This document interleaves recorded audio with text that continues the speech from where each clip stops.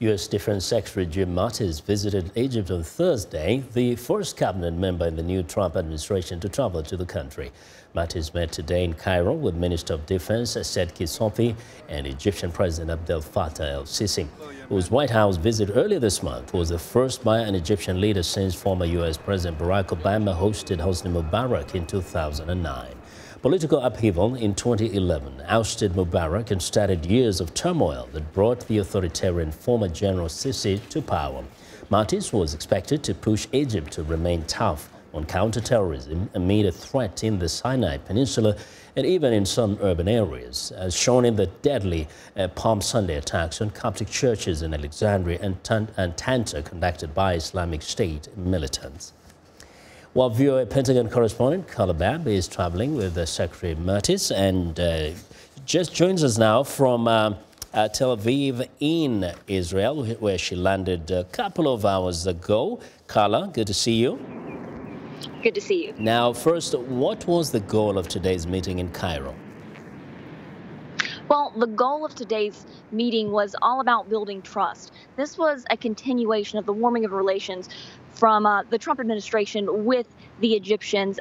Secretary Mattis was speaking to reporters, and he said that he was basically picking up the conversation that he had had with President el-Sisi at the Pentagon. As you had mentioned earlier, this was the first time that an Egyptian president had visited Washington since 2009.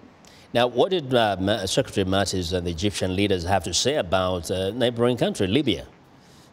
Well, Egyptians are very concerned about instability in Libya. Secretary Mattis said that he discussed with his Egyptian counterparts about that border and securing that border to make sure that Islamic State remnants do not spill over into Egypt.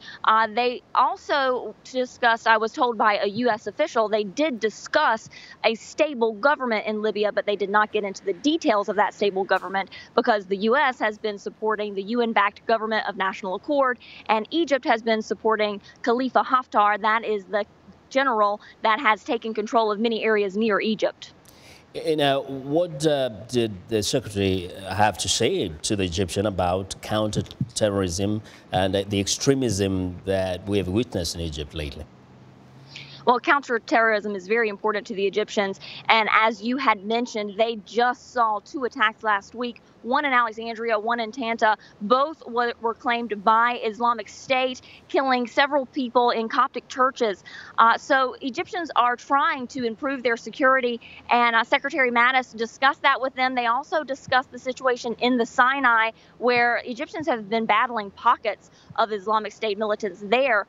Speaking of the Sinai, the United States actually has about 400 troops there, but they're not doing counterterrorism efforts. They are actually there helping to monitor a peace deal on the border between Egypt and Israel. And I was speaking to officials, and they say both on the Egyptian side and right here, Israelis believe that that relationship is at an all-time high. And we didn't talk about this earlier, but I don't know if you're picking up anything. I know you're in Israel now, but what are people saying about this relationship now as it's developing between the U.S. and Egypt as relates to the entire region there? Well, it is stronger than normal, and that's pretty amazing considering all the chaos going on across the Middle East. You look at Iraq, you look at Syria, you look at Yemen and Libya on the other side of Egypt. But experts have told me not to get too excited about this relationship because nothing solidified can really happen between Israel and Egypt until the Palestinian-Israeli conflict is settled, and that is nowhere near being settled anytime soon. And we know this is one of those we always have to wait to see how it plays out. Thank you very much, Carla. As always, excellent reporting. That's VOA's Pentagon correspondent, Carla Babb, joining us live from Tel Aviv.